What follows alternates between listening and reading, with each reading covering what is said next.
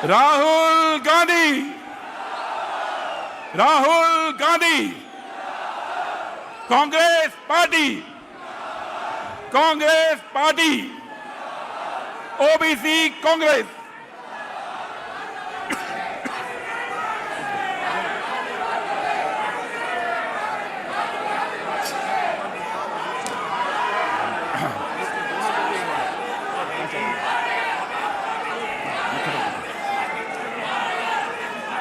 आदरणीय राहुल गांधी जी का ओबीसी समाज के चैंपियन का यहाँ पे स्वागत है। राहुल जी, ये वो भीड़ है जो कांग्रेस के लीडर्स की भीड़ है। कुछ दिन पहले तक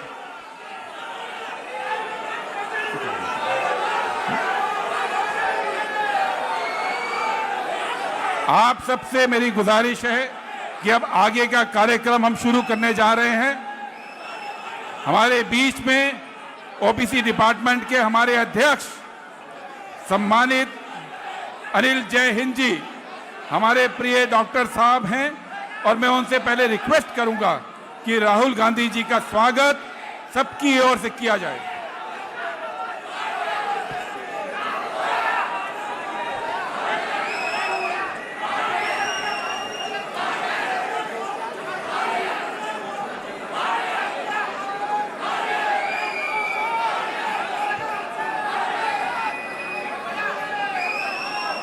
हमारे देश के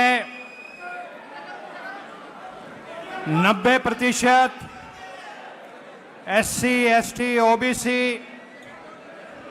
गरीब वंचित समाज की लड़ाई को बब्बर शेर की तरह लड़ने वाले हमारे न्याय योद्धा राहुल गांधी जी मंच पे हमारे वरिष्ठ नेता कर्नाटक के मुख्यमंत्री सिद्धारमैया जी, अशोक गहलोत जी, बघेल साहब, नारायण स्वामी जी, सचिन पायलट जी, बीके हरिप्रसाद जी, और मेरे सामने देश के कोने कोने से आए दिल्ली, हरियाणा, राजस्थान, मध्य प्रदेश, उत्तर प्रदेश, बिहार, झारखंड, उड़ीसा, तेलंगाना, आंध्र प्रदेश, कर्नाटका, महाराष्ट्र, गोवा, केरल, तमिलनाडु, आज इस हॉल में सभी प्रदेशों के ओबीसी डेलीगेट मौजूद हैं। आप सबकी तरफ से मैं हमारे न्याय योद्धा राहुल गांधी जी का हार्दिक स्वागत करता हूं। साथियों, हम सब जानते हैं कि न्याय योद्धा राहुल गांधी जी ने भारत जोड़ो यात्रा की, हजारों किलोमीटर की, धूप में, बारिश में, गर्मी में, सर्दी में, बर्फबारी में। इनकी भारत जोड़ो यात्रा के बारे में मैं देख रहा था। एक जैन मुनि टेलीविजन पे बता रहे थे, अपनी आंखों देखी। राहुल जी यात्रा में चले जा रहे थे, एक ग्रामीण गांव के इलाके से गुजर रहे थे। उसी रास्ते में एक गरीब बूढ़ा फटे पुराने मैले कुचैले कपड़ों में खड़ा था।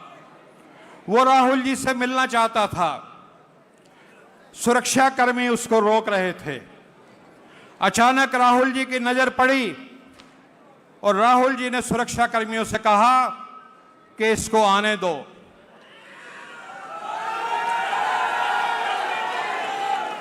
वो बूढ़ा वृद्ध व्यक्ति शायद थोड़ा बीमार भी था। जैसे ही वो राहुल जी के नजदीक आया, उस बूढ़े व्यक्ति को वॉमिटिंग हो गई, उल्टी आ गई। जैन मुनि बताते हैं कि एक स्वाभाविक प्रतिक्रिया होती है, एक मानवीय रिएक्शन होता है। कि जब कोई सामने उल्टी करता है तो व्यक्ति पीछे हट जाता है। वो बताते हैं कि मेरे आश्चर्य का ठिकाना नहीं रहा, राहुल जी पीछे हटने के बजाय आगे बढ़ करके उस बूढ़े को गले लगा लिया और उसकी पीठ सहलाने लगे।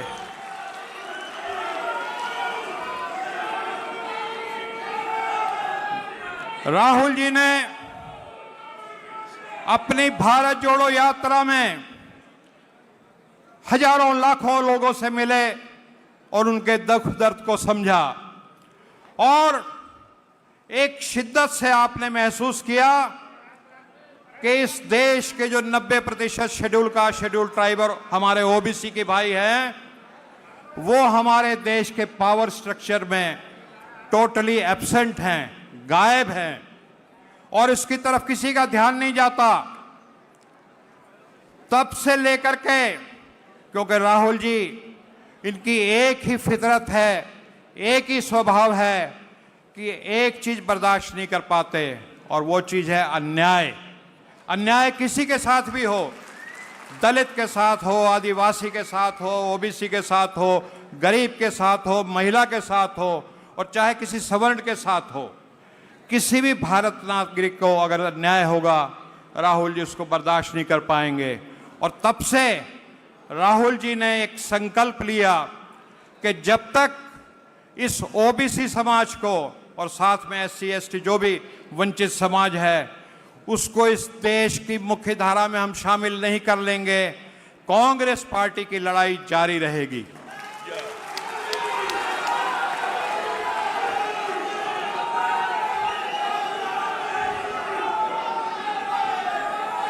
राहुल जी का मानना है, और ये बात आपने हमारे इलाहाबाद के संविधान सम्मेलन में भी कही थी कि कल्पना कीजिए एक हवाई जहाज है और उस हवाई जहाज में 10 इंजन हैं, लेकिन उस 10 इंजन में से सिर्फ एक इंजन में पेट्रोल जा रहा है, तो वो हवाई जहाज क्या उड़ेगा? और जिस दिन उस हवाई जहाज के 10 इंजन में पेट्रोल जाना शुरू हो जाएगा, वो असली उड़ान लड़ेगा। और इसीलिए जिस दिन इस देश के 90% वंचित समाज मुख्य धारा में शामिल हो जाएंगे, ये देश नई बुलंदियों को छुएगा, और यही अब कांग्रेस का अगला एजेंडा है। कांग्रेस पार्टी 1885 में बनी, तब कोई MP MLA बनने का सपना नहीं था, कोई मुख्यमंत्री बनने का सपना नहीं था, कोई मंत्री बनने का सपना नहीं था। कांग्रेस पार्टी के खून में कुर्बानी है और बड़ी से बड़ी ताकत से भिड़ जाने की, लड़ जाने का जज्बा है। महात्मा गांधी जी उस ताकत से लड़े, कांग्रेसी उस ताकत से लड़े जिसका नाम ब्रिटिश साम्राज्य था, जिसके बारे में कहा जाता है कि आज तक के इतिहास का सबसे ताकतवर साम्राज्य था, जिसके साम्राज्य में कभी सूरज नहीं डूबता था। उस साम्राज्य से आप कांग्रेस के हमारे पूर्वज पुरखे लड़े, और आज 90% वंचित समाज को उनकी भागीदारी दिलाने के लिए कांग्रेस पार्टी लड़ रही है। लेकिन साथियों, जब आप मनुवादी ताकतों से लड़ते हैं तो पूरे ब्रह्मांड की मनुवादी ताकतें एकजुट होकर के आपके खिलाफ हो जाती हैं। राहुल जी के ऊपर 38 FIR हो चुकी हैं, 38 FIR, और वो कोई निजी कारण से नहीं हुई। अभी बिहार में राहुल गांधी जी गए, राहुल जी दलित छात्रों से दरभंगा में मिलना चाहते थे, संवाद करना चाहते थे। क्या ये गुनाह की बात है? लेकिन इस बात पे राहुल जी के ऊपर FIR हो गई। इनको जेल डालने की सजाएं की एक साजिशें होती हैं, इनको घर से बेघर करके इनका सामान बाहर फेंक दिया जाता है। तमाम तरह की गालियां राहुल जी हमारे हकों की लड़ाई लड़ने की वजह से खाते हैं, और तरह तरह की धमकियां मिलती हैं। लेकिन राहुल जी एकदम निडर होकर के इस लड़ाई को लड़ रहे हैं। लगभग 1 साल पहले की बात थी, 29 जुलाई का दिन था, पार्लियामेंट चल रही थी और जाति जनगणना के ऊपर बहस हो रही थी, और बीजेपी के जो मोदी जी के जो भी हैं वो उछल उछल करके तरह तरह की बातें कह रहे थे।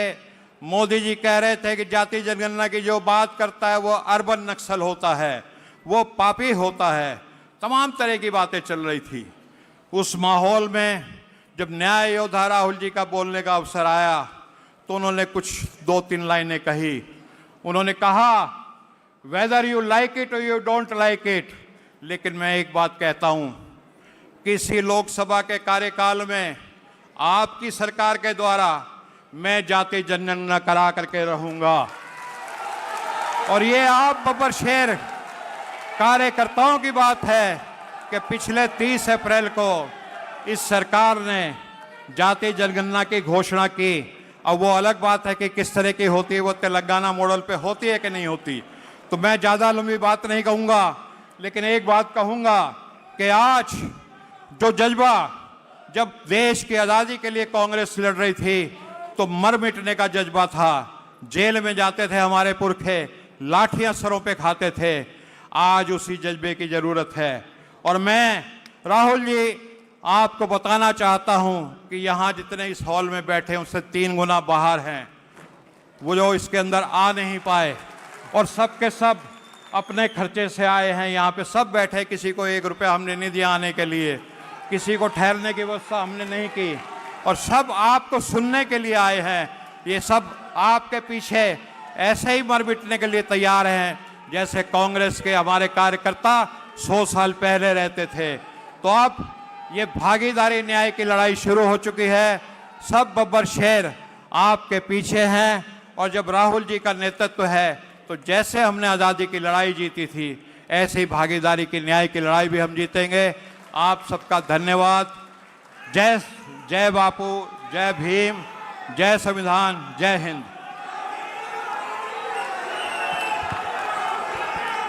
धन्यवाद अनिल। जय हिंद जी। मैं अभी आमंत्रित करता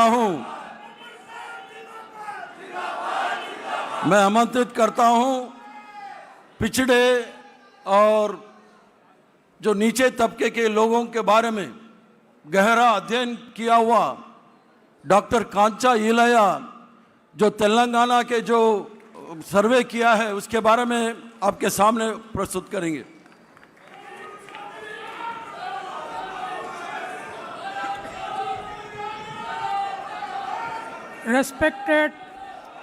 Respected Rahul Gandhi ji, Karnataka CM Sri Siddaramaiah ji, and women and men who came from all over the country from OBC caste, I really congratulate for this revolutionary movement in the Congress history. Congress liberated us, particularly the OBCs, Dalits, Adivasis from the British. Mahatma Gandhi, Jawaharlal Nehru, Sardar Vallabhbhai Patel and Ambedkar liberated us from the oppressive British. But after that, there was no leader of national stature, international stature, to liberate us from the caste oppression of RSS BJP type.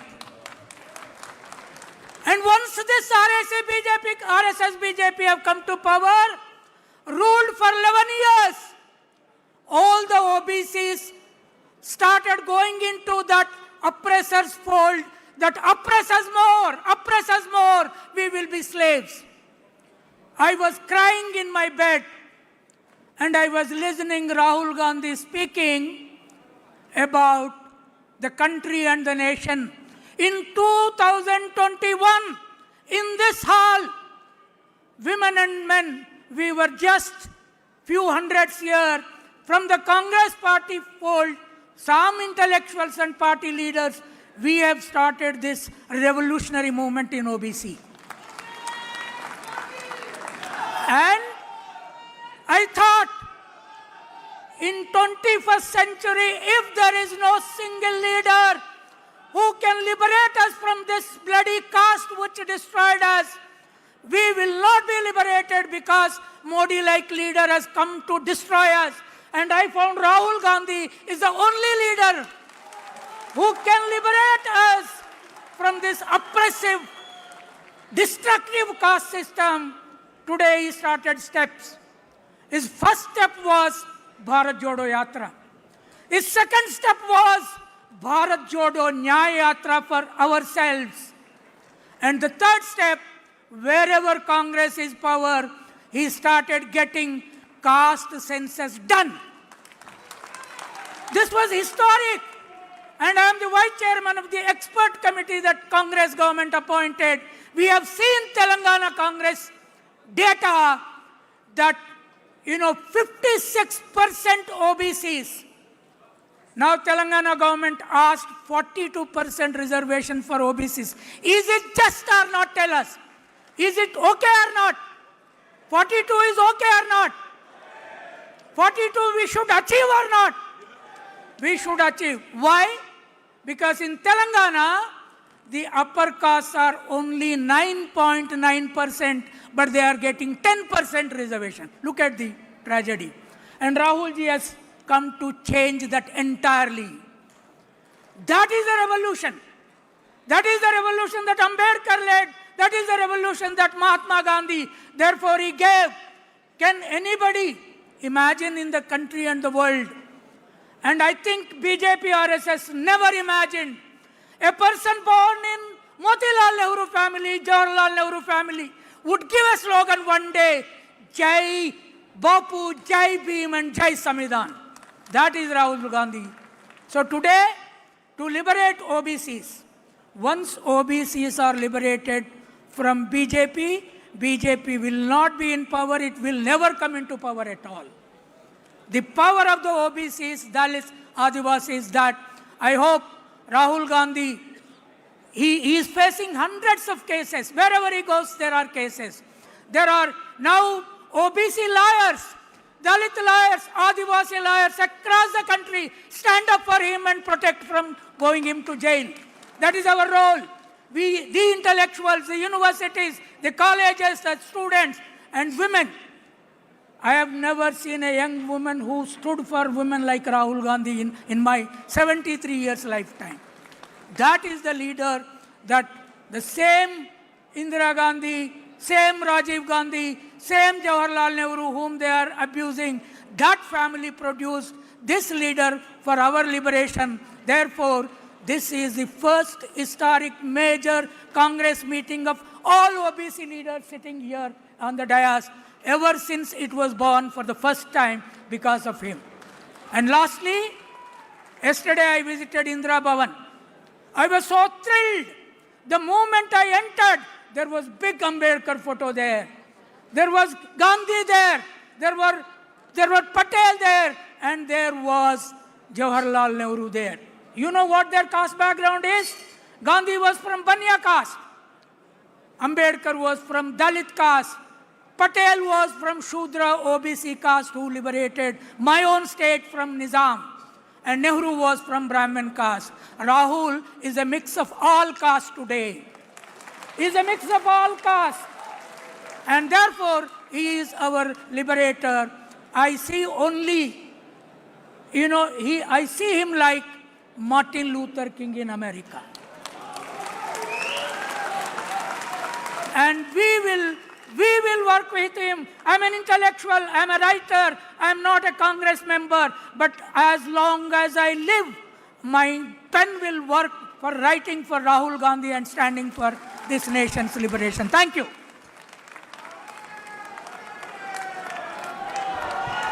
Thank you, Kancha Ilaiah ji, for all the compliments for the true Indian Rahul Gandhi ji. I now invite, मैं आमंत्रित करता हूं छत्तीसगढ़ के पूर्व मुख्यमंत्री भूपेश बघेल जी आए आपके सामने बात करें।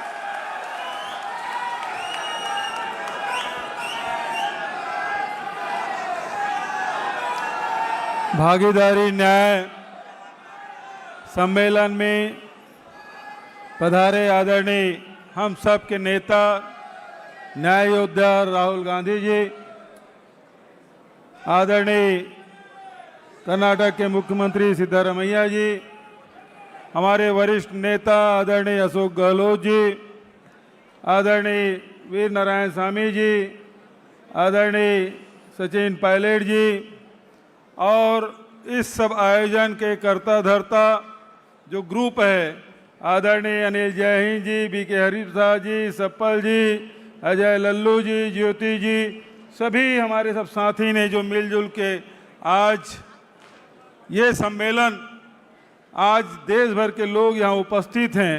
मैं चाहता हूँ इन सब नेताओं के सम्मान में एक बार जोरदार ताली बजाएं जो हम पिछड़ों को एक साथ एक मंच में ताल कटोरा में उपस्थित किए हैं। मैं सभी मंच में उपस्थित सभी नेताओं का अभिनंदन करता हूं, स्वागत करता हूं और देश भर से आए हुए हमारे पिछड़ों के प्रतिनिधियों का भी हार्दिक स्वागत और अभिनंदन करता हूं।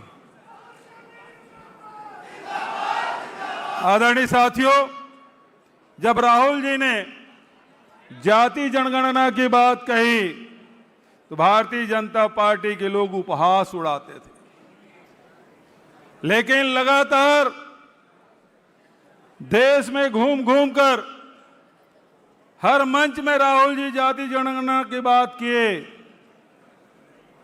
लोगों के दिलों में ये बात घर करने लगी कि जाति जनगणना से हमको फायदा क्या होगा। लोगों के मन में चर्चाएं होने लगी, समूहों में चर्चा होने लगी, इसके क्या फायदे हैं, क्या नुकसान है।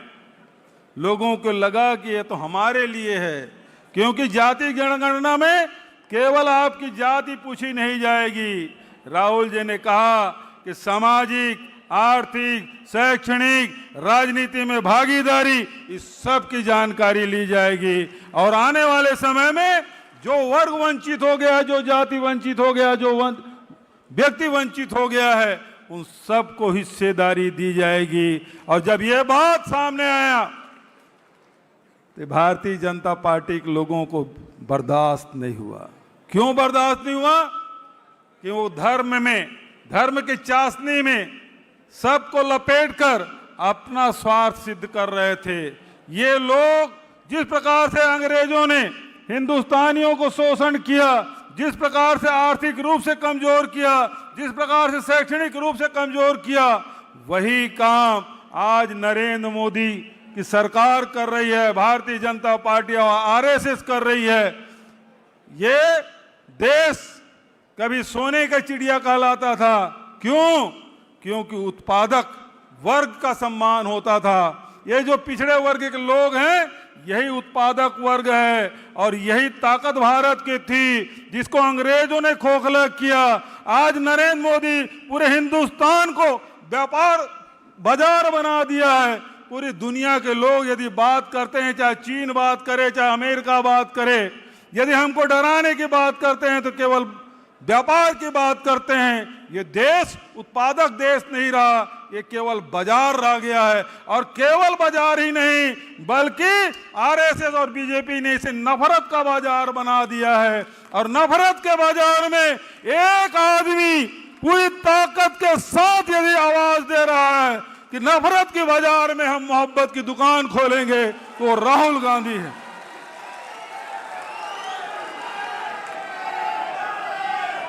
तो आज आवश्यकता इस बात की है, एक आदमी मसाल लेके चला है, नफरत के बाजार में मोहब्बत की दुकान खोलने चला है, सबको न्याय और अधिकार दिलाने के लिए चला है। आज धीरे धीरे ये कारवां बन गया और कांग्रेस पार्टी में भी पिछड़ों की बात करने की हिम्मत कोई नहीं कर पाता था। कुछ दुस्साहसी लोग थे, बी के हरिप्रसाद जैसे लोग, सप्पल जैसे लोग, जो पिछड़े वर्ग की बात करते थे, दबे जुबान में बात करते थे, बंद कमरे में बात करते थे। यदि कांग्रेस में भी पिछड़ों को ताकत मिला है, पिछड़ों के आवाज को स्वर कोई दिया है, तो राहुल गांधी जी ने दिया है। और यही कारण है, सम्मेलन तो पहले भी होते रहे, पिछड़ों के सम्मेलन पहले भी होते रहे, लेकिन जो जोश, जो ताकत, जो जज्बा आज ताल कटोरा में दिखाई दे रहा है, ऐसे पिछड़ों के सम्मेलन में कभी दिखाई नहीं दिया है। और इसका मुख्य कारण कोई है तो राहुल गांधी जी हैं, जो ताकत पिछड़ों को दिया है वो अब आवश्यकता इस बात की है। मैं अनिल जय हिंद जी को, बीके हरिप्रसाद जी को, सप्पल जी को, अजय लल्लू जी को, ज्योति जी को और हमारे तमिलनाडु के जो हमारे सांसद ज्योतिमणि, सबको इसलिए धन्यवाद देता हूं कि राहुल जी अकेले चले जा रहे हैं। क्या वो अकेले गरीबों के लिए, वंचितों के लिए, पिछड़ों के लिए लड़ते रहेंगे? क्या हमारी जिम्मेदारी नहीं है? जिसके लिए वो लड़ रहे हैं वो हम क्या चुप रहेंगे? दिल्ली में बैठक बुलाई, पूरे देश के नेताओं की बैठक उन्होंने आमंत्रित किया, सबने विचार व्यक्त किया। और दूसरी बैठक आदरणीय सीतारमैया जी ने होस्ट किया, हम सबको आमंत्रित किया, एजेंडा बना और वहीं तय हुआ कि 25 तारीख को ताल कटोरा में सम्मेलन होगा। तो आज जो ताकत राहुल जी ने दिया है, हम पिछड़े वर्ग के लोग नासुकरे नहीं हैं। हम आपको बताना चाहते हैं, इस मंच के माध्यम से, इस सदन के माध्यम से बताना चाहते हैं कि राहुल जी आपने जो संघर्ष किया, जो रास्ता चुना, वो हमारे लिए है और हम पूरे पिछड़े वर्ग के लोग राहुल जी के साथ हर कदम से कदम मिला के चलेंगे। मैं आप सबसे निवेदन करना चाहता हूं, खड़े होकर एक बार राहुल जी का समर्थन करिए। सबसे निवेदन, राहुल जी का समर्थन करिए। सब लोग खड़ा होकर हम संकल्प लेते हैं, हम सब राहुल जी के साथ हैं, इस न्याय की लड़ाई में साथ हैं, हमेशा हम साथ रहेंगे। इन्हीं शब्दों के साथ एक बार जोरदार राहुल गांधी, राहुल गांधी, राहुल गांधी संघर्ष करो, राहुल गांधी संघर्ष करो। धन्यवाद। जय हिंद, जय पिछड़ा। धन्यवाद, धन्यवाद भूपेश बघेल जी। मैं अभी आमंत्रित करता हूं कांग्रेस के वरिष्ठ नेता, राजस्थान के पूर्व मुख्यमंत्री राजेश अशोक गहलोत जी आए आपके सामने।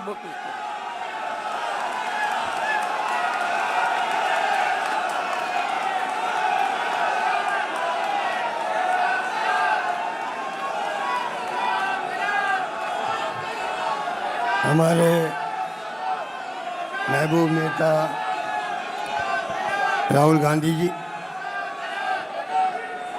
सिद्धरमैया जी, भूपेश बघेल जी, नारायण स्वामी जी, अनिल यादव जी, बीके हरिप्रसाद जी, सप्पल साहब, अजय लल्लू जी, सचिन पायलट जी और तमाम उपस्थित हमारे नेतागण, भाई और बहनों, नौजवान साथियों, अभी आपको आह्वान किया मेरे पूर्व वक्ताओं ने, बघेल साहब ने जो आपको आह्वान किया उसका अलग महत्व है। राहुल गांधी अकेले क्या करेंगे? राहुल गांधी ने एक मिशन के रूप में एक शुरुआत करी। आज़ादी के बाद में पहली बार ओबीसी के बारे में जो आवाज़ उठी है, इसके महत्व को आपको हमको समझना पड़ेगा। अगर आप यहाँ आए हो तो आप अधिवेशन में आते हैं, वापस जाते भी हैं संदेश लेकर के। ये संदेश अलग तरह का संदेश है। आप जो यहाँ बैठे हुए हो वो कार्यकर्ता नहीं है, अधिकांश लीडर्स बैठे हैं, उन्हीं को बुलाया गया है। तो आप समझ सकते हो कि आपको भोलावण देने के लिए, जिम्मेदारी देने के लिए बुलाया गया है। आप लीडर्स हैं, गांव में हो या कस्बे में, जिले में, प्रदेश के अंदर, उन्हीं को बुलाया गया अधिकांश लोगों को। तो आप समझ सकते हैं कि ये सिलेक्शन क्यों किया गया। इसलिए कि जो आवाज़ बुलंद की गई है कांग्रेस के नेता राहुल गांधी ने, और खड़गे साहब अभी बोल के गए आपके सामने, कांग्रेस का इतिहास बताने की जरूरत नहीं है।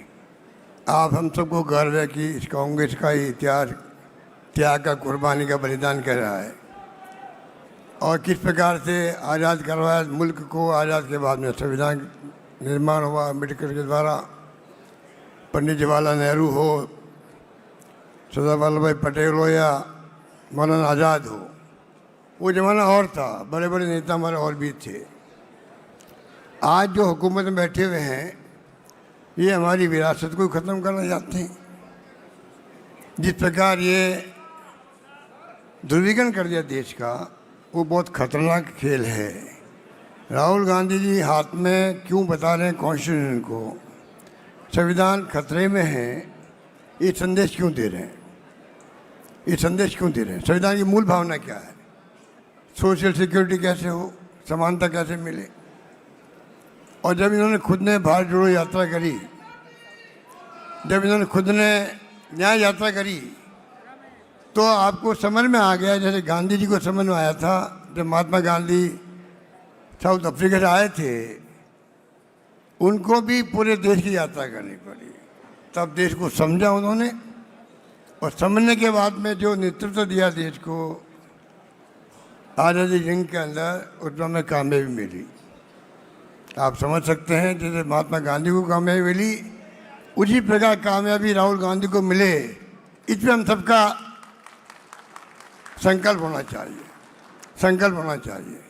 इसलिए मैंने कहा ये आप जो आए हो, ये संकल्प लेके जाएंगे, जाकर के आप जो ओबीसी जाते हैं उनको पहले समझाएंगे कि आपका भला कहाँ पर है, कौन सी विचारधारा है जो आपके समाज के अंदर, समाज के हित के अंदर है, देश हित में है, ये आपको बताना पड़ेगा। कई राज्य ऐसे हैं जहाँ पर ओबीसी की जाते हैं कांग्रेस के साथ नहीं है। हमें इस बात को स्वीकार करना चाहिए, स्वीकार करना चाहिए। अगर स्वीकार नहीं करेंगे तो हम सुधार भी नहीं कर पाएंगे, सुधार कर ही नहीं पाएंगे। और सुधार कर नहीं पाएंगे तो फिर राहुल गांधी जी अकेले बोलते बोलते कैसे काम चलेगा? ये लड़ाई लंबी भी है, आसान नहीं है। आपको संकल्प जो है आज आए हैं, आपने एक इतिहास बनाया हमेशा के लिए, बरसों बाद में भी आपको याद किया जाएगा कि आप गए थे तालकटोरा स्टेडियम के अंदर। इसलिए मैं कहना चाहूँगा, अभी नहीं तो कभी नहीं, दिमाग के अंदर रखो, अभी नहीं तो कभी नहीं। अभी इस लड़ाई को आपने नहीं जीता, और लड़ाई जीतने के लिए दिल जीतना पड़ेगा आपको, समाज का भी, जाति का भी, अपने क्षेत्र के लोगों का भी।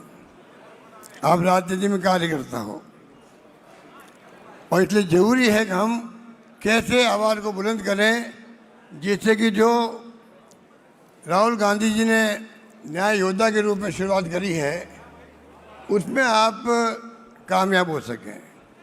ये कामयाबी पूरी कौम के लिए, जिसको हम कहते हैं कि 50% 60% है, उसका भला तभी होगा। राहुल जी ने जो बातें कहनी थी पार्लियामेंट के अंदर भी, बाहर भी जोर शोर से कह दी गई है। किस प्रकार ब्यूरोक्रेसी के अंदर, जुडिशरी के अंदर, मीडिया के अंदर भी, कहाँ पर आप लोग टिकते हो, कहाँ टिकते हो?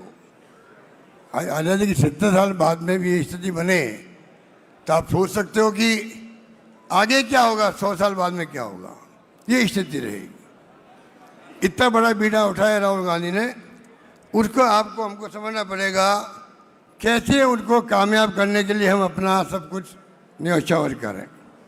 महात्मा गांधी ने सर्वोदय की बात करी थी, ये सर्वोदय की बात राहुल गांधी जी आगे बढ़ा रहे हैं। सर्वोदय, सबका उदय हो। अभी उदय किसका हुआ है कहने की जरूरत नहीं है। गरीबी अमीरी की भी खाई बढ़ती जा रही है।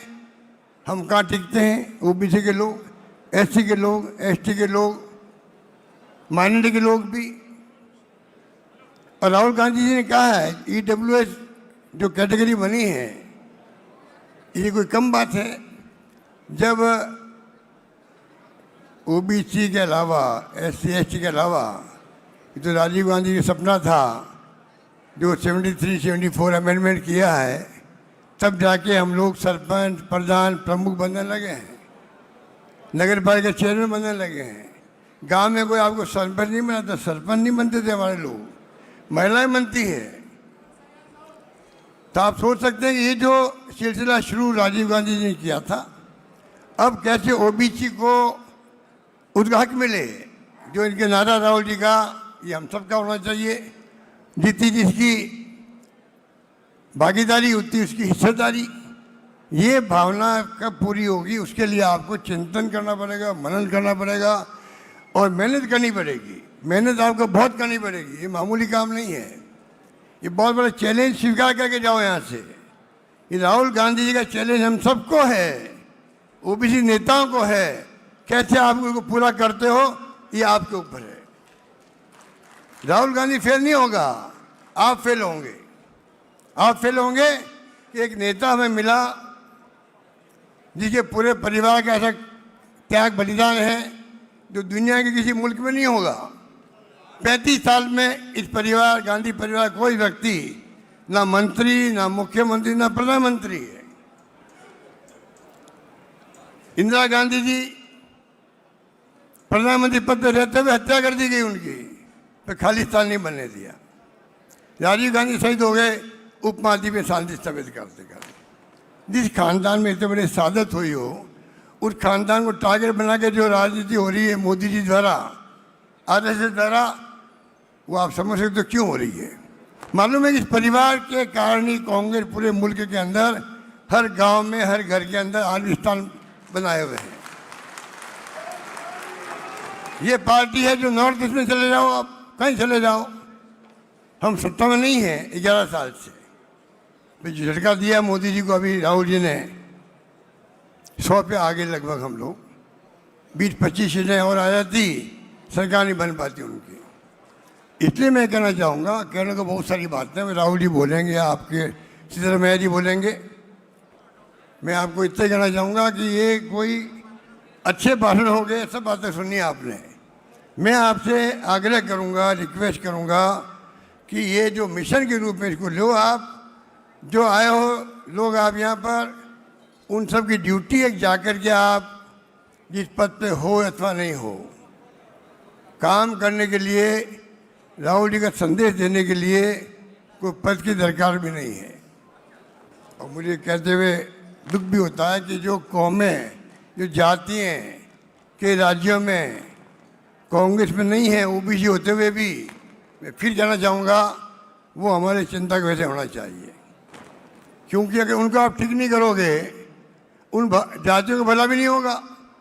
जो राहुल जी ने जो मामला उठाया है ओबीसी के लोगों का, अगर जाति रास्ते पे नहीं आएगी और ध्रुवीकरण धर्म की राजनीति होगी देश के अंदर, जातिवाद को भड़का के गुमराह करेंगे उनको, तो कैसे आपकी जाति का, ओबीसी का भला होगा। इसलिए जिम्मेदारी खाली राहुल जी की नहीं है, हम सबकी है। किस प्रकार से हम लोग मिलकर के यहाँ से जाएं, तो संकल्प लेके जाएं कि आने वाले वक्त में जो बातें कही गई है, सिद्धरमैया जी ने पहले सर्वे करवाया, बाद में तेलंगाना का सर्वे हुआ, कांग्रेस ने तय किया कि तेलंगाना पैटर्न पे सर्वे होना चाहिए, खाली फॉर्मेलिटी नहीं होनी चाहिए। लोग आशंका कर रहे हैं, राहुल जी के दबाव से मोदी सरकार ने निर्णय कर लिया हम जाति की जनगणना कराएंगे, मुंह की खानी पड़ी उनको। अब लोग शंका कर रहे हैं कि बिहार चुनाव के बाद में कहीं कोई कोर्ट में अटका नहीं देगी, कोई बहाना नहीं करते। जब गवर्नमेंट की क्रेडिबिलिटी नहीं होती है, विश्वास नहीं होता है, ऐसी शंकाएं होती है। बाकी आप देख लो क्या हो रहा है वोटों के अंदर, क्या हो रहा है आप जानते हो। जो कुछ भी हो रहा है आपके सामने, राहुल जी हर मुद्दा उठा रहे हैं, किस तरह वोटर लिस्टों को छेड़छाड़ की जा रही है, महाराष्ट्र में क्या हुआ। इसलिए मुझे ये बातें कहने की आवश्यकता नहीं। मैं आपको अंत में फिर कहना चाहूँगा, आप जो भी आए हो, आप लोग नेता के रूप में आए हो, कृपा करके एक संकल्प लेके जाएं। इस काम को आपको आगे बढ़ाने के लिए पूरी मेहनत करनी पड़ेगी, समझाइश करनी पड़ेगी, जनसंपर्क करना पड़ेगा, गांव-गांव में, घर-घर में, सामाजिक मीटिंग बुलानी पड़ेगी, कैमरा मीटिंग करनी पड़ेगी, आपको छोटी-छोटी मीटिंग करनी पड़ेगी, तब जाकर के मैं समझता हूँ ये अभियान, ये मिशन आगे बढ़ेगा। धन्यवाद, जय हिंद। धन्यवाद, बहुत बहुत धन्यवाद Ashok Gehlot ji. Thank you very much Ashok Gehlot ji. Now I request chief minister of Karnataka, मैं आमंत्रित करता हूं कर्नाटक के मुख्यमंत्री जो बेंगलोर डिक्लेरेशन किया है उसको आपके सामने प्रस्तुत करेंगे। बेंगलोर डिक्लेरेशन जो ओबीसी के भविष्य में क्या रूपरेखा होना है वो आपके सामने पढ़ेंगे।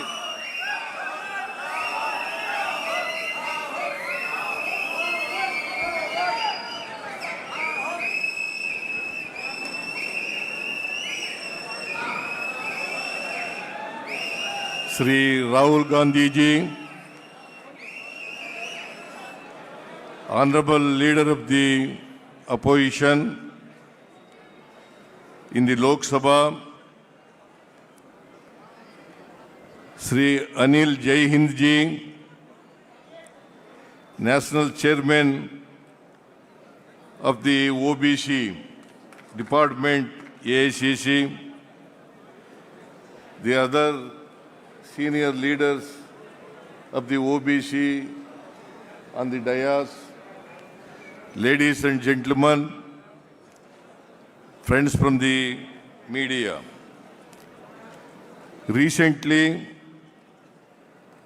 the Advisory Council of the OBC Department, AICC, was held in Bengaluru, in which meeting we have passed 3 resolutions.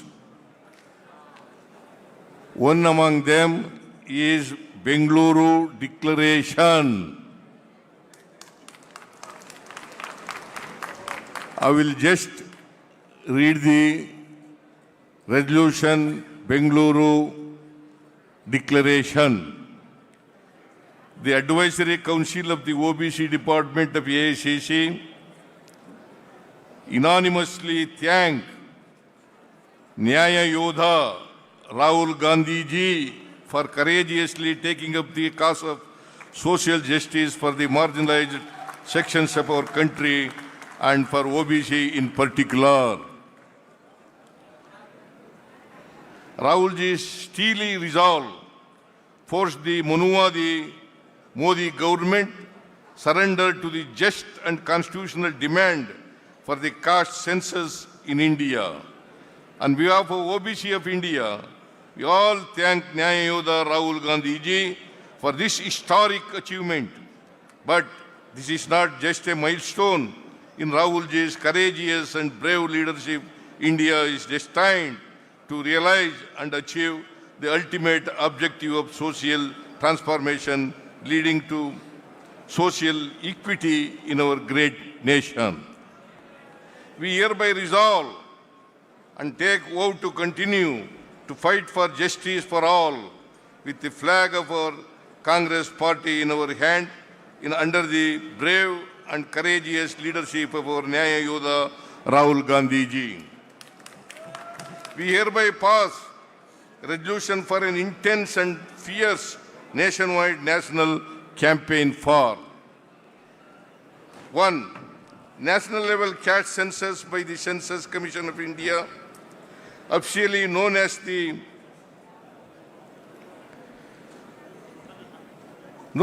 Office of the Registrar General and Census Commissioner, India. The census must include social, economic, educational, employment, political aspects of each individual and caste, with Telangana Sheep Caste Survey as a role model. Breaking 50% cap in reservation for OBCs. The reservation in private educational institute as per Article 15, Clause 4 of the Constitution. Those who are in favor of the resolution, please raise your hands. Thank you.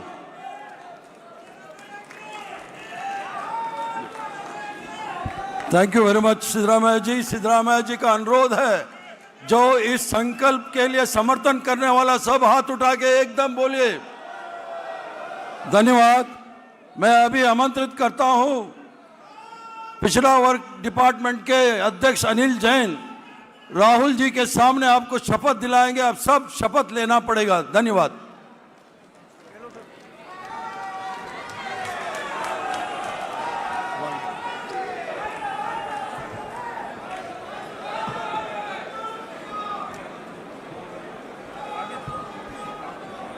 सामूहिक शपथ। हम सब Congress party के कार्यकर्ता, हम सब Congress party के कार्यकर्ता न्याय योद्धा राहुल गांधी जी न्याय योद्धा राहुल के बब्बर शेर कार्यकर्ता आज यहाँ शपथ लेते हैं कि हम सब न्याय योद्धा राहुल गांधी जी के भागीदारी न्याय आंदोलन में वैसे ही लड़ेंगे जैसे हमारे पुरखों लड़े, महात्मा गांधी जी के नेतृत्व में कांग्रेस का तिरंगा ध्वज हाथ में लेकर भारतवर्ष की स्वतंत्रता के लड़े थे, लड़ेंगे, जीतेंगे। भागीदारी न्याय जिंदाबाद। जय संविधान, जय हिंद। धन्यवाद। मैं आमंत्रित करता हूं हम सबके नेता जो न्याय योद्धा 140 बरस इतिहास में 140 बरस के इतिहास में कांग्रेस में कोई नेता ओबीसी के पक्ष में खुल के नहीं बोला है। आमंत्रित करता हूं राहुल जी आपके सामने बोले। राहुल गांधी, राहुल गांधी। सिद्धरामैया जी, अशोक गहलोत जी, भूपेश बघेल जी, सचिन पायलट जी, विक्रमार्का मल्लू जी, नारायण स्वामी जी, काजी निजामुद्दीन जी, देवेंद्र यादव जी, अनिल जैन जी, एआईसीसी के office bearers, PCC presidents, MPs, MLAs, बाकी सीनियर नेता और सिविल सोसाइटी के हमारे मेंबर्स, मीडिया के हमारे मित्र, आप सबका यहाँ बहुत बहुत स्वागत, नमस्कार।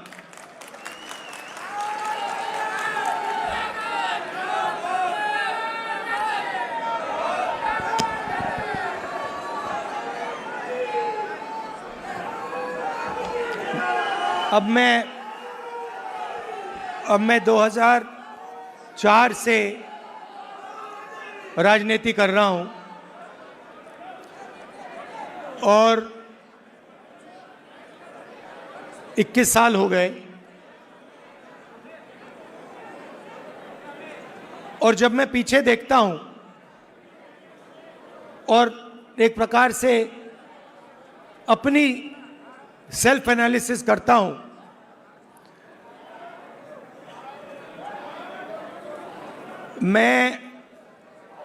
मैंने कहां सही काम किया और कहां कमी रही, तो 2-3 बड़ी इश्यूज दिखती हैं मुझे। जमीन अधिग्रहण बिल किया, मनरेगा किया, भोजन का अधिकार किया,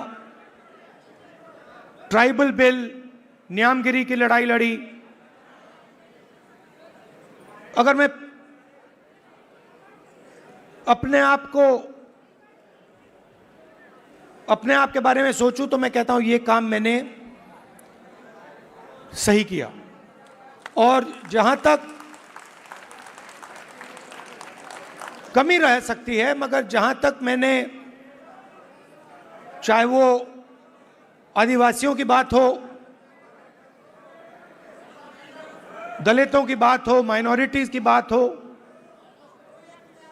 वहां पे मुझे लगता है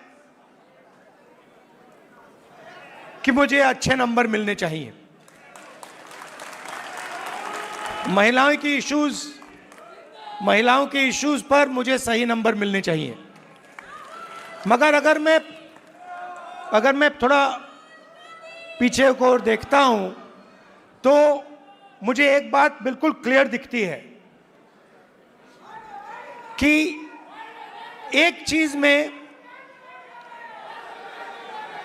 मेरी कमी रही थी। भैया बोलने दो, ब्रदर, बोलने दो, आप बाद में बोलना। तो एक चीज में कांग्रेस पार्टी में और मेरे अंदर भी एक चीज मैंने मिस कर दी, एक गलती मैंने की। क्या थी? जो ओबीसी वर्ग है उसका जिस प्रकार से मुझे प्रोटेक्शन करना था मैंने नहीं किया।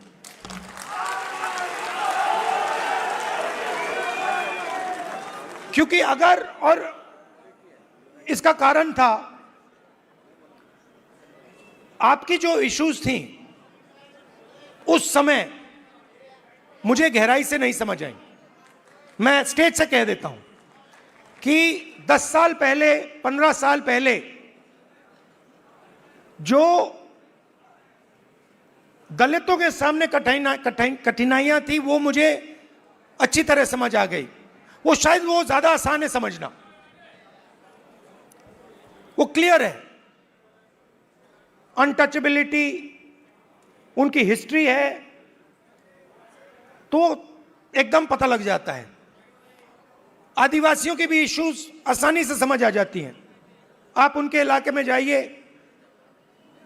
जंगल, जल, जमीन बिल्कुल सामने दिखता है। मगर ओबीसी की जो इश्यूज हैं, जो मुश्किलें हैं, वो छुपी रहती हैं, आसानी से नहीं दिखती हैं। मेरी रिग्रेट क्या है कि अगर मुझे आपकी हिस्ट्री के बारे में, आपकी इश्यूज के बारे में थोड़ा सा भी ज्यादा मालूम होता, मैं तभी जाति जनगणना करा देता। वो निकल गया और मैं स्टेज से कह रहा हूं वो गलती है मेरी, और कांग्रेस पार्टी की गलती नहीं है, मेरी गलती है। और इस गलती को मैं ठीक करने जा रहा हूं। और एक प्रकार से अच्छा हुआ है। मैं सोच रहा था कि ठीक है भाई, गलती हो गई तो अच्छा क्या है। मैं आपको बताऊं कि अगर उस समय जाति जनगणना करवा दिया होता तो जैसा मैं अब जाति जनगणना कराऊंगा वैसा नहीं होता। क्योंकि जो हमने तेलंगाना में किया है, आपको वो पॉलिटिकल अर्थक्वेक है, वो हिंदुस्तान की राजनीतिक जमीन को उसने हिला दिया है। अभी आपको उसका जो आफ्टर शॉक है वो अभी आपको लगा नहीं है, मगर वो काम हो गया है। जैसे सुनामी आई थी ना, मगर जो सुनामी, जिस अर्थक्वेक ने सुनामी बनाई, वो तो आपने देखा भी नहीं, वो समुद्र के नीचे था, है ना। मैंने थोड़ा स्टडी किया, पता लगा कि जब सुनामी आई थी 1000 किलोमीटर लंबी, मतलब क्रैक जमीन में आया था, किसी ने नहीं देखा। उसके बाद में 2-3 घंटे बाद उसका असर दिखा। वही हुआ है तेलंगाना में। मैं आपको बता रहा हूं, 21वीं सदी डेटा की सदी है। मोदी जी कहते हैं data data data, DDD, 4D, 5D, 3D, ऐसे बोलते रहते हैं। सुना ना आपने?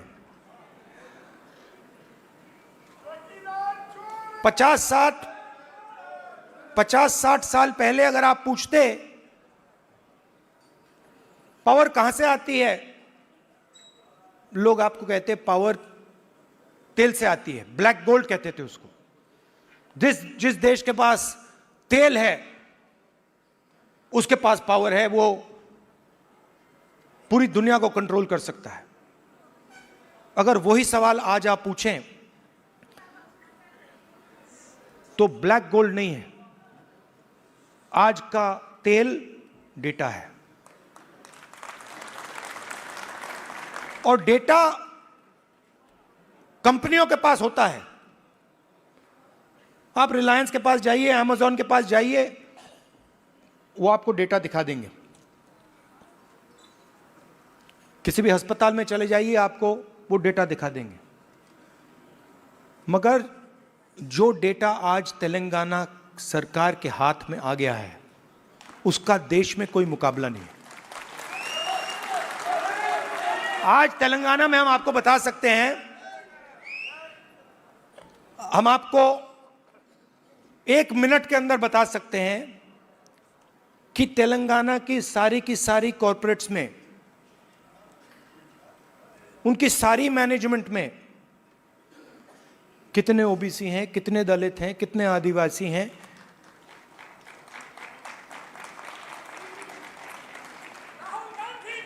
हम आपको बता सकते हैं, मैं आपको बता सकता हूं कि अगर आप तेलंगाना में कॉरपोरेट्स के अंदर यह सवाल पूछें, कितने ओबीसी हैं, मैनेजमेंट में कितने हैं, ओबीसी मालिक कितने हैं, दलित मालिक कितने हैं, लाखों करोड़ रुपए की सैलरी मिलती है उनको। आपने मीडिया में सुना होगा 2 करोड़ का पैकेज, 3 करोड़ का पैकेज, 5 करोड़ का पैकेज, सुना ना आपने? ये आप सवाल पूछ सकते हैं, तेलंगाना में ओबीसी को कितने पैकेज मिले? 0। एक भी पैकेज ओबीसी को नहीं मिल रहा, एक भी पैकेज दलित को नहीं मिल रहा, एक भी पैकेज आदिवासी को नहीं मिल रहा है। और आप मनरेगा की लिस्ट निकालिए, पूरी लाइन ओबीसी, दलित, आदिवासियों से भरी हुई है।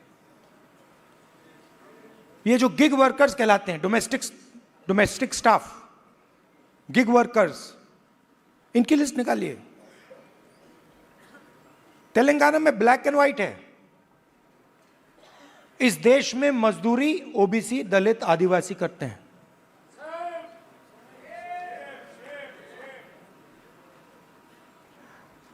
बघेल जी ने बहुत अच्छी बात बोली, उत्पादक शक्ति। मतलब देश को चलाता कौन है? देश को, उसकी, किसी भी देश को उसकी उत्पादक शक्ति चलाती है। और देश में मेन सवाल यह उठता है कि अगर उत्पादक शक्ति देश को कुछ दे रही है,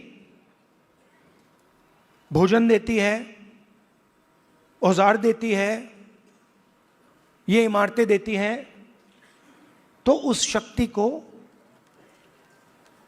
अपने खून पसीने के लिए देश क्या देता है?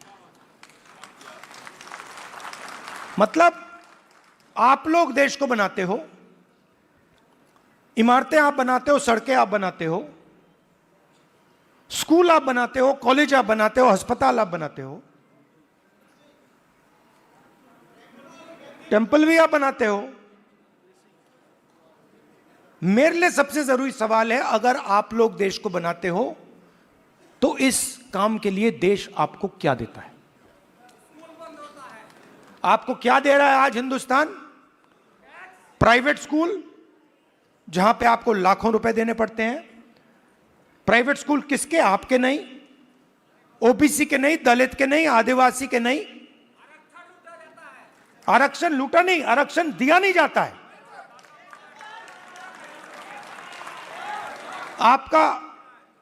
आपके जो ऑफिसर्स हैं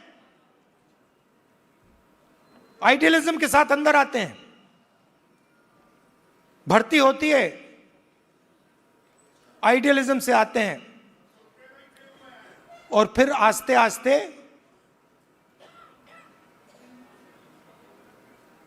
कट दिया जाते हैं।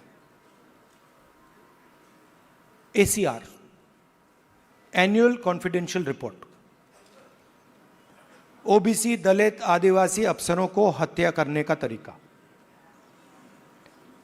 रिजर्वेशन आपको दी गई है, मगर फाइनेंशियल मिनिस्ट्रीज को देखिए, डिफेंस मिनिस्ट्री, फाइनेंस मिनिस्ट्री, बड़ी बड़ी मिनिस्ट्रीज को देखिए, और वहां पे आप नेशनल लेवल, मैंने चेक किया, वहां पे मुझे ओबीसी, दलित, आदिवासी नाम बता दो। मैंने मजाक किया, बजट बना, मिठाई बांटी जा रही थी, याद है आपको? हलवा बांटा जा रहा था, 11 लोग थे वहां पे, 90% आप लोग हो, 50-55% ओबीसी, 15% दलित, 9% आदिवासी, कोई नहीं वहां पे। हलवा बट रहा है, वो खा भी रहे हैं। आप प्रोडक्टिव फोर्स देश की, वो हलवा में जो चीनी गई वो आपने बनाई,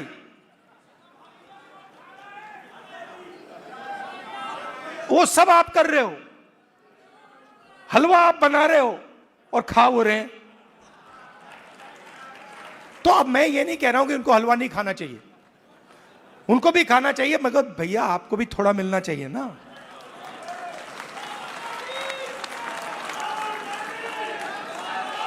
तो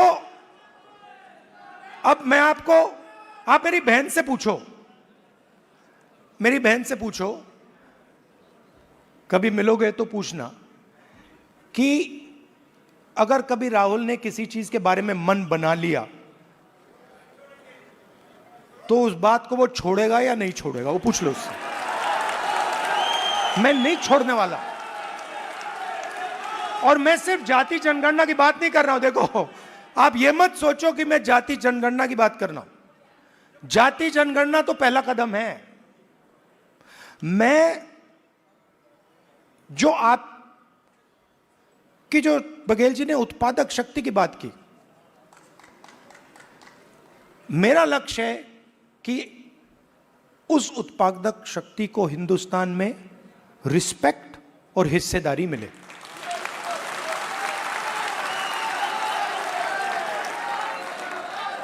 तो आपको लगना चाहिए, हिंदुस्तान के किसान को लगना चाहिए। आज आप हिंदुस्तान के किसान से पूछो, आपके बेटे के लिए क्या सपना है, आप क्या सोचते हो, आपका बेटा क्या करेगा? वो आपको कहेगा मजदूरी करेगा। और मैं चाहता हूं कि वो किसान कहे, नहीं, मेरा बेटा इस देश का सबसे बड़ा बिजनेसमैन बन सकता है, जो भी वो करना चाहता है वो कर सकता है। अब एक प्रॉब्लम है, राजनीति में सबसे बड़ी प्रॉब्लम पता है क्या होती है? क्या होती है? हाँ, नहीं, नरेंद्र मोदी कोई बड़ी प्रॉब्लम नहीं है।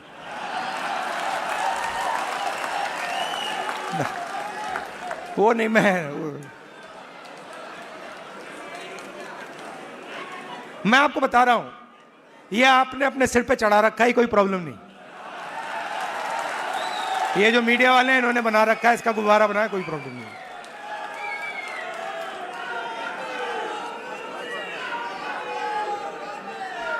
अब पहले तो मैं मिला नहीं था, अब 2-3 बार मैं मिल भी लिया हूं, बात समझ गया हूं मैं, कुछ नहीं उसमें।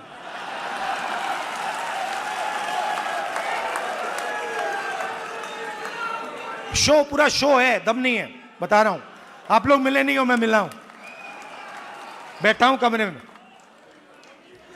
तो मेरा कहना है कि सबसे बड़ी प्रॉब्लम होती है राजनीति में, जो व्यक्ति अपनी शक्ति को ही नहीं समझता है। और मेरी सबसे बड़ी कंप्लेंट क्या है ओबीसी युवाओं से, कि आप अपनी शक्ति नहीं समझते हो। आपको मालूम ही नहीं कि आपकी कितनी शक्ति है, कैसी है, क्या है, वो आपको समझ नहीं। क्योंकि जिस दिन आपको अपनी शक्ति समझ आ गई, ये पूरा पलट जाएगा। तो मेरा क्यों, और अच्छा आप सवाल उठता है, अब आप मुझसे कहोगे कि भाई आपने कहा कि हमें अपनी राजनीतिक शक्ति नहीं समझ आती, तो फिर क्यों नहीं आती? मैं आपको बताता हूं क्यों नहीं आती। क्योंकि नहीं, बांटे नहीं गए हैं। देखिए वो हुआ क्या है, मैं आपको बताता हूं, सुनो। और ये आपको गहराई से समझना होगा। ये आपकी, देखिए, दलितों की हिस्ट्री है, दलितों की हिस्ट्री है ना। देश के दलितों को अंबेडकर जी ने उनकी हिस्ट्री समझाई। और अगर आप आज दलित से पूछें कि भाई आपकी हिस्ट्री क्या है, वो आपको 3000 साल की हिस्ट्री बता देगा। वो आपसे कहेगा देखिए हमें अछूत कहा जाता था, हमें बाहर रखा जाता था, हमें मारा जाता था। एक सेकंड में आपको बताएगा। आप वही सवाल आदिवासियों से पूछो आपकी हिस्ट्री क्या है, वो आपको बता देगा। मगर अगर आप ओबीसी से पूछो कि भैया आपकी हिस्ट्री क्या है, आप जवाब नहीं दे पाते हो। इसका कारण है आपकी हिस्ट्री को आरएसएस और बीजेपी ने मिटाया है।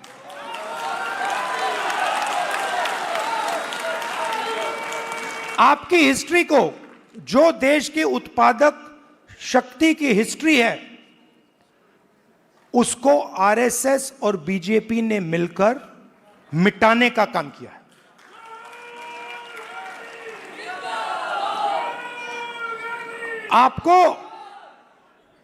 आप स्कूल पढ़े हो ना हिंदुस्तान में, स्कूल पढ़े ना। आप मुझे बताओ, आपने स्कूल में हिस्ट्री की तो किताब पढ़ी होगी, उसमें ओबीसी की हिस्ट्री कौन सी थी, कहां थी? उसमें कहीं लिखा था ओबीसी की हिस्ट्री के बारे में? कुछ लिखा था? मैंने तो नहीं पढ़ा।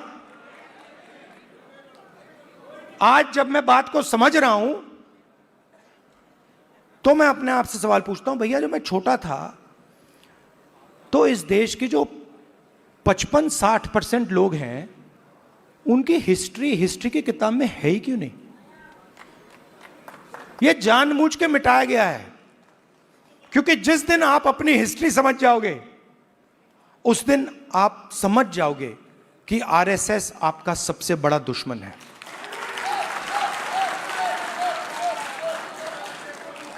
और आरएसएस ने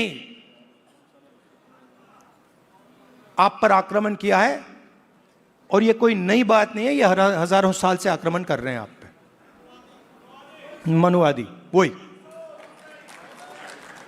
और यह हर लेवल पे होता है, हर लेवल पे होता है। ये एजुकेशन में होता है,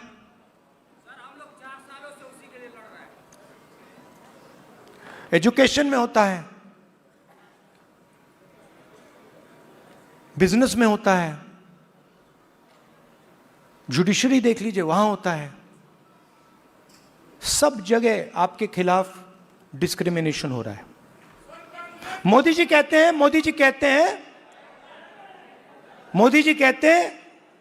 हिंदू इंडिया कहते हैं। 50% हिंदू तो आप हो। अगर हिंदू इंडिया है और 50% आप हो, तो मीडिया में आपका एक आदमी क्यों नहीं है? कॉर्पोरेट इंडिया में आपका एक आदमी क्यों नहीं है? औरत क्यों नहीं है? मीडिया के एंकर्स की लिस्ट निकालो, ओबीसी नाम दिखा दो मुझे, कहां है? बड़े बड़े पत्रकारों के नाम निकालो, ओबीसी कहां है? कौन है वहां पे? अदानी ओबीसी है क्या? आपकी पूरी की पूरी जमीन उसको दी जा रही है, पूरी की पूरी आपकी जमीन ओबीसी, दलित, आदिवासियों की जमीन छीन छीन कर अदानी को दी जा रही है, अंबानी को दी जा रही है, टाटा को दी जा रही है, इन लोगों को दी जा रही है। इनके सिस्टम में कोई ओबीसी है ही नहीं, दलित है ही नहीं, आदिवासी है ही नहीं। तो इसलिए हमने कहा है सबसे पहले जहां भी हमारी सरकार होगी वहां जाति जनगणना होगा। एक्सरे होगा, एमआरआई होगा। हमें पता लगाना है ओबीसी कितने हैं, कहां हैं, क्या करते हैं, कितनी भागीदारी है, कितना पैसा है, यह हम सब जानना चाहते हैं। दूसरी बात, जैसे ही जाति जनगणना होता है वैसे ही 50% की दीवार वहीं टूट जाती है। तेलंगाना के चीफ मिनिस्टर ने जाति जनगणना के होने के एकदम बाद अपने आप 50% की दीवार तोड़ दी और उन्होंने कहा कि भाई, मैंने उनसे पूछा, उन्होंने कहा राहुल जी, जब मैंने ये देखा, मेरे सामने कोई ऑप्शन ही नहीं है, मुझे ये करना पड़ा क्योंकि मुझे अन्याय दिखा। कल भाषण में उन्होंने बोला, तो पहला काम जाति जनगणना जहां भी हमारी सरकार होगी, 50% की दीवार जहां भी हमारी सरकार होगी, और दूसरा काम नेशनल लेवल पे, ये दोनों काम।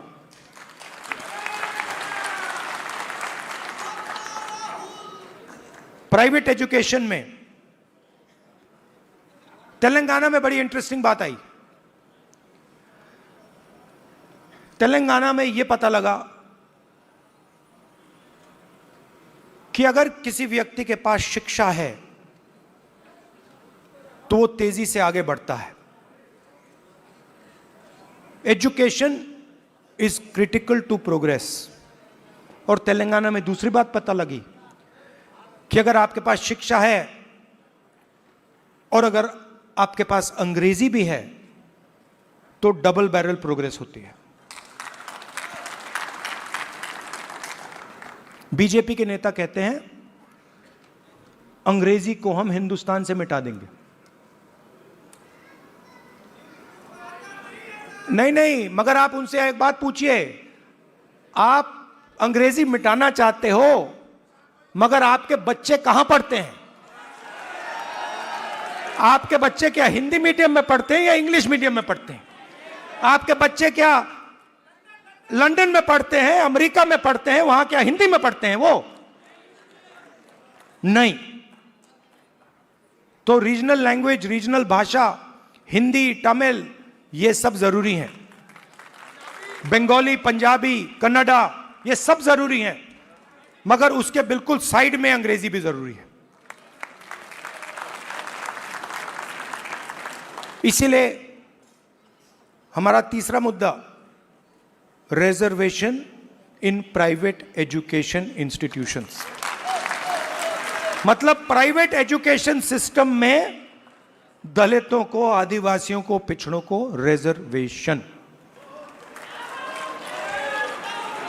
तो ये एक प्रकार से ओबीसी वर्ग के लिए एक पैकेज है।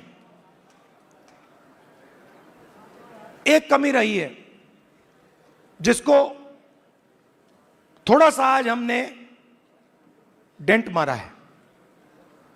देखिए, ये जो कांग्रेस पार्टी है ना, ये आपकी भी पार्टी है, हमारी ही है, तो इसकी लगाम आपको पकड़नी पड़ेगी। हमारे सीनियर लीडर बैठे हैं, सिद्धरामैया जी बैठे हैं, चीफ मिनिस्टर हैं, बघेल जी हैं, गेहलोत जी हैं, पायलट जी हैं, नारायण स्वामी जी हैं। ये आइकॉन्स हैं आपके,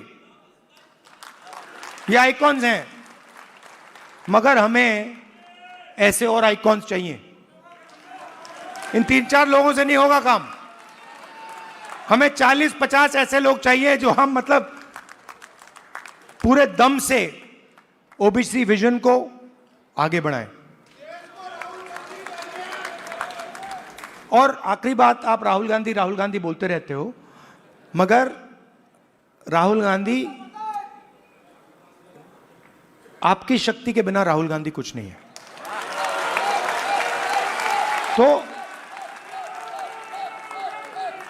तो मेरा काम आपकी शक्ति को अलाइन करने का है।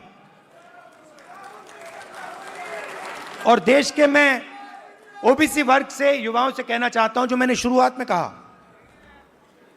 मैं अपनी साइड से कह सकता हूं, कांग्रेस पार्टी के साइड से नहीं कह सकता हूं।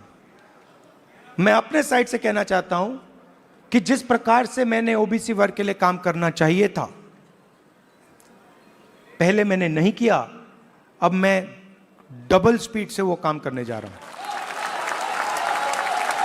आप सबका बहुत बहुत धन्यवाद। नमस्कार, जय हिंद। सर 2 मिनट बैठ लिया जाए। वोट फॉर थैंक्स के लिए आदरणीय देवेंद्र यादव जी आए, दिल्ली प्रदेश कांग्रेस के माननीय अध्यक्ष श्री देवेंद्र जी आए और सबको धन्यवाद अर्पित करें। आदरणीय देवेंद्र यादव जी। न्याय योद्धा श्री राहुल गांधी, श्री राहुल गांधी। देश के विभिन्न कोने से यहां पर पधारे सामाजिक न्याय के योद्धागण यहां पर पधारे हैं। माननीय राहुल गांधी जी का मैं विशेष धन्यवाद देना चाहता हूं इस मौके पर। सर, आज आपने कहा कि हम में जागरूकता नहीं थी। मैं विशेष धन्यवाद देना चाहता हूं माननीय राहुल गांधी जी का कि ना सिर्फ इन्होंने जागरूकता जाहिर की है, बल्कि हम में एकता का संचार करने का भी काम किया है। ऐसे न्याय योद्धा को मैं मानता हूं कि ना सिर्फ यहां हमारे बैठे लोग, बल्कि हमारी पुश्तें माननीय राहुल गांधी जी को इस जागृति के लिए और एक करने के लिए याद करेगी। और यहां से जो आज ये सम्मेलन हुआ है, ये एक आंदोलन के रूप में आगे बढ़ेगा। बहुत बहुत धन्यवाद आप सभी का। जय हिंद, जय भारत।